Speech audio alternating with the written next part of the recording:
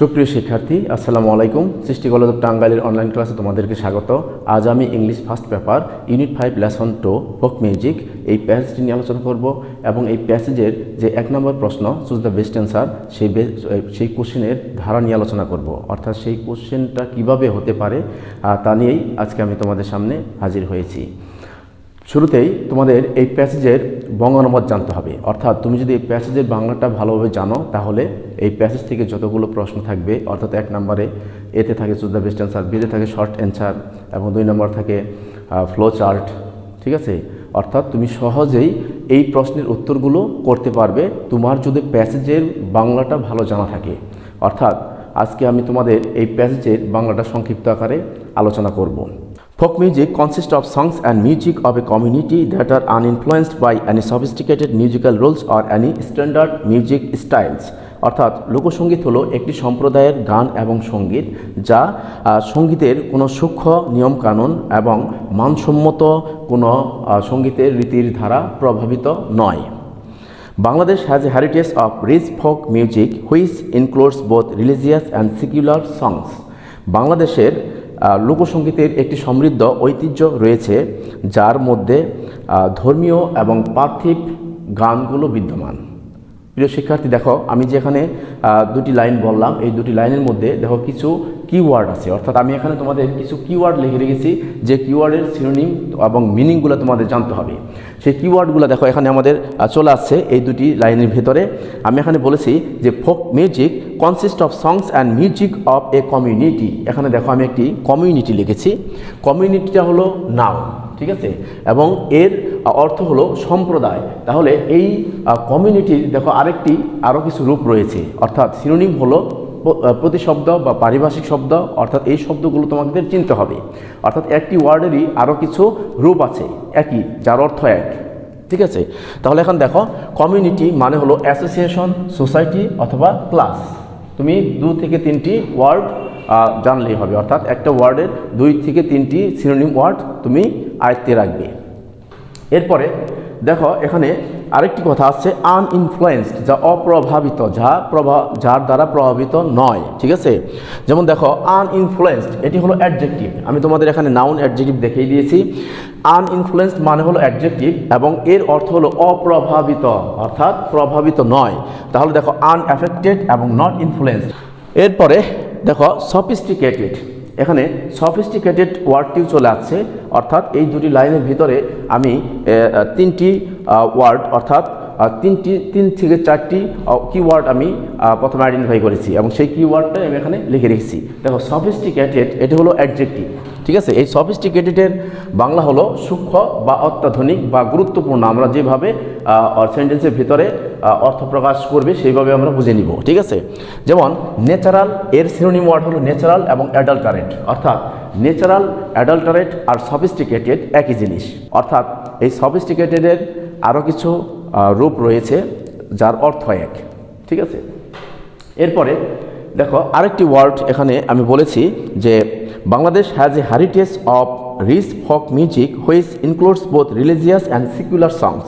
অর্থাৎ বাংলাদেশের লোকসঙ্গীতের একটি সমৃদ্ধ ঐতিহ্য রয়েছে যার মধ্যে ধর্মীয় এবং পার্থিব গানগুলো রয়েছে, অর্থাৎ পার্থিব জগতের গানগুলো রয়েছে, ঠিক আছে। সেকুলার মানে হলো পার্থিব। দেখো এখানে আরও কিছু ওয়ার্ড আছে, যেমন হেরিটেজ, স্ট্যান্ডার্ড এবং সেকুলার। এই দুটি লাইনের ভিতরে আমি এই 3টি ওয়ার্ডও বলে গিয়েছি। দেখো এখানে আছে স্ট্যান্ডার্ড অ্যাডজেক্টিভ এবং এর সিনোনিম হলো টিপিক্যাল অথবা ইউনিফর্ম, এর বাংলা হলো মানসম্মত। এরপরে ওয়ার্ডটা আছে হেরিটেজ হলো নাউন এবং এর সিনোনিম হলো ট্র্যাডিশন, ইনহেরিটেন্স, লেগেসি, যার অর্থ হলো ঐতিহ্য, বুঝতে পারছো। এরপরে দেখো আরেকটি আছে হলো সিকিউলার মানে হলো ওয়ার্ল্ডলি, টেম্পোরাল, ম্যাটেরিয়াল, পার্থিব। সেকুলার হলো অ্যাডজেক্টিভ, ঠিক আছে। তাহলে এখানে দেখো আমি দুটি লাইনের অর্থ বলেছি এবং এই দুটি লাইনের মধ্যেই এখানে কয়েকটি কিওয়ার্ড আমি পেয়েছি, যে কিওয়ার্ডগুলো তোমাদের জানতে হবে, এর সিনোনিমগুলো জানতে হবে। পরবর্তী দেখো folk music may be described as the type of ancient music which springs from the heart of a community based on their natural style of expression, uninfluenced by the rules of classical music and modern popular songs. এখানে বলা হয়েছে, দেখো, folk music may be described as that type of ancient music. লোকসঙ্গীতকে সেই ধরনের প্রাচীন সঙ্গীত হিসাবে বর্ণনা করা যেতে পারে যা উচ্চাঙ্গ সঙ্গীত এবং আধুনিক জনপ্রিয় সঙ্গীত দ্বারা প্রভাবিত না হয়ে স্বাভাবিক প্রকাশভঙ্গি উপর ভিত্তি করে কোনো সম্প্রদায়ের হৃদয় হতে জাগ্রত হয়, সেটাই হলো লোকসঙ্গীত। দেখো এখানে কোনো কিওয়ার্ড এখানে আমি এনেছি কিনা, দেখো এখানে একটি কিওয়ার্ড আছে, যেমন ক্লাসিক্যাল। দেখো এখানে নিচে আছে ক্লাসিক্যাল, এই কিওয়ার্ডটা আছে এখানে। তাহলে এখন দেখো ক্লাসিক্যাল, আমি ক্লাসিক্যাল কথাটা বলেছি। ক্লাসিক্যাল হলো অ্যাডজেক্টিভ এবং এই ক্লাসিক্যালের সিনোনিম হলো এক্সিলেন্ট, এলিগেন্ট এবং যার অর্থ হলো সর্বোৎকৃষ্ট। Any mode or form created by the combination of tone, voice and dancer may be described as music. অর্থাৎ সুর, কণ্ঠ এবং নৃত্যের সমন্বয়ে যে কোনো প্রকাশভঙ্গি এবং সৃষ্টিকেই আমরা সঙ্গীত বলে থাকি। Thus the combination of folk song, folk dance and folk tune may be called folk music. অর্থাৎ লোকসঙ্গীত, লোকনৃত্য এবং লোকসুরের সমন্বয়কেই আমরা লোকসঙ্গীত বলে থাকি। For example, Baul songs are a combination of tune, music and dance. উদাহরণস্বরূপ বলা যেতে পারে যে সুর, সঙ্গীত এবং নৃত্যের সমন্বয় হলো বাউল সঙ্গীত। এখানে দেখো একটি ওয়ার্ড চলে আসছে, কম্বিনেশন। কম্বিনেশন হলো নাউন, এর সিনোনিম হলো ইউনিফিকেশন এবং অ্যাসোসিয়েশন এবং এর অর্থ হলো সমন্বয়। এরপরে folk music has the following characters, অর্থাৎ ফোক মিউজিকের কিছু বৈশিষ্ট্য রয়েছে, যে বৈশিষ্ট্য সম্পর্কে তোমাদের অবশ্যই ধারণা রাখতে হবে। প্রথম 1 নম্বর বৈশিষ্ট্য হলো it is composed by royal folk on the basis of ancient rules transmitted orally. অর্থাৎ এটি মৌখিকভাবে প্রদানকৃত প্রাচীনকালের নিয়মের উপর ভিত্তি করে গ্রাম্য মানুষের দ্বারা রচিত। এই হলো 1 নাম্বার।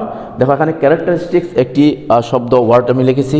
ক্যারেক্টারিস্টিক্স হলো নাউন এবং এর সিনোনিম হলো ট্রেটস, অ্যাসপেক্টস এবং ডিস্টিংগুইশিং অর্থ হলো বৈশিষ্ট্য। অর্থাৎ তুমি যখন প্রশ্ন দেখবে প্যাসেজের ভেতরের যে ওয়ার্ডটা এবং প্রশ্নের ওয়ার্ডটা অনেক সময় ভিন্ন হয়ে থাকে। অর্থাৎ প্যাসেজের ভিতরে একটি ওয়ার্ড ইউজ করা হয়েছে এবং সেই ওয়ার্ডের সিনোনিম দ্বারা কোনো প্রশ্ন করা হয়েছে। তুমি যদি এই সিনোনিম ওয়ার্ডগুলো জানো, কিওয়ার্ডের সিনোনিম ওয়ার্ডগুলো জানো, তাহলে তোমার উত্তর করতে সুবিধা হবে। যেমন যদি আসে write the flow chart showing the traits of folk music, যদি আসে যে ফোক মিউজিকের বৈশিষ্ট্যগুলো তুমি লেখো। এখন তুমি যদি ট্রেটস মানে বৈশিষ্ট্য না জানো, তাহলে কিন্তু তুমি এই প্রশ্নের উত্তর করতে পারবে না। তোমাকে জানতে হবে ক্যারেক্টারিস্টিক্স, অ্যাসপেক্টস এবং ট্রেটস একই জিনিস। ওকে, এরপর আসো, দেখো এখানে 2 নাম্বার আছে, this ancient rules of music have not been influenced by classical or modern music. অর্থাৎ এই প্রাচীন যে নিয়মকানুনগুলো, অর্থাৎ সঙ্গীতের যে এই প্রাচীন নিয়মকানুনগুলো আছে, সেগুলো কোনো সর্বোৎকৃষ্ট বা কোনো আধুনিক সঙ্গীত দ্বারা প্রভাবিত নয়। 2 নাম্বার আছে, folk songs may be sung in groups or individually. অর্থাৎ এই লোকসঙ্গীতগুলো এককভাবে অথবা দলীয়ভাবে গাওয়া হতে পারে। No regular practice is required for folk music. অর্থাৎ এই লোকসঙ্গীতের জন্য কোনো রেগুলার বা নিয়মিত কোনো চর্চা বা অনুশীলনের প্রয়োজন হয় না। It is composed and performed by illiterate or semi literate people. ইহা অশিক্ষিত বা অর্ধশিক্ষিত লোকের মাধ্যমে রচিত হয়। অর্থাৎ লোকসঙ্গীতটা শিক্ষিত অথবা অর্ধশিক্ষিত লোকের দ্বারা রচিত হয়। It is the spontaneous expression in easy language, local dialect and simple tune. ইহা সহজ ভাষা, আঞ্চলিক ভাষা এবং সহজ সুরে একটি স্বতঃস্ফূর্ত প্রকাশ। Both words and tune are appealing. অর্থাৎ কথা এবং সুর উভয়ই আবেদনময়। Despite its universal appeal it uses local dialect. অর্থাৎ এর সার্বজনীন আবেদন থাকা সত্ত্বেও ইহাতে আঞ্চলিক ভাষা ব্যবহার করা হয়। It depends upon nature and the rural environment. ইহা প্রাকৃতিক এবং গ্রাম্য পরিবেশের উপর নির্ভরশীল বা নির্ভর করে। It is an explicit manifestation of joys and sorrows of daily life. ইহা প্রাত্যহিক জীবনের সুখ দুঃখের একটি স্বতঃস্ফূর্ত বহিঃপ্রকাশ। It uses simple and natural rhythms. ইহা অর্থাৎ এই লোকসঙ্গীতটা সহজ এবং স্বাভাবিক ছন্দ, তাল, লয় ব্যবহার করে থাকে। It contains a strong emotive expression of human love and separation. ইহা মানুষের প্রেম এবং বিরহের যে প্রবল আবেগিক প্রকাশ সেটা ধারণ করে থাকে। সুপ্রিয় শিক্ষার্থী, আমি সংক্ষিপ্ত আকারে প্যাসেজের কিছু অংশ তোমাদের বঙ্গানুবাদ করে শোনালাম। এখন দেখো যে এখানে যে সিনোনিম ওয়ার্ডগুলো লিখেছি তার মধ্যে কোন ওয়ার্ডটি আমাদের এখনও বাকি আছে বলার। দেখো সিনোনিম ওয়ার্ডের স্পন্টেনিয়াস হলো অ্যাডজেক্টিভ, এর সিনোনিম হলো এক্সপ্লিসিট এবং ইনভলান্টারি, যার অর্থ হলো স্বতঃস্ফূর্ত।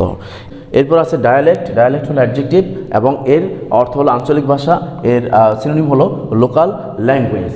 তাহলে আমরা যে সিনোনিম ওয়ার্ডগুলো এই প্যাসেজের সাথে মিলিয়ে পড়লাম, একটু আমরা আবার রিভিউ করি। যেমন দেখো এটা কি ওয়ার্ড, এটা সিনোনিম ওয়ার্ড এবং মিনিং, ঠিক আছে।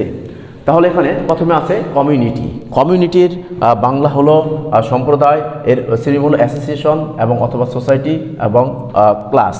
তারপরে ইনফ্লুয়েন্সড, এটা হলো অ্যাডজেক্টিভ, এর সিনোনিম হলো আনএফেক্টেড, নট ইনফ্লুয়েন্সড অর্থ হলো অপ্রভাবিত। সফিস্টিকেটেড অ্যাডজেক্টিভ, এর সিনোনিম হলো ন্যাচারাল, অ্যাডাল্টারেট, এর অর্থ হলো সূক্ষ্ম বা অত্যাধুনিক।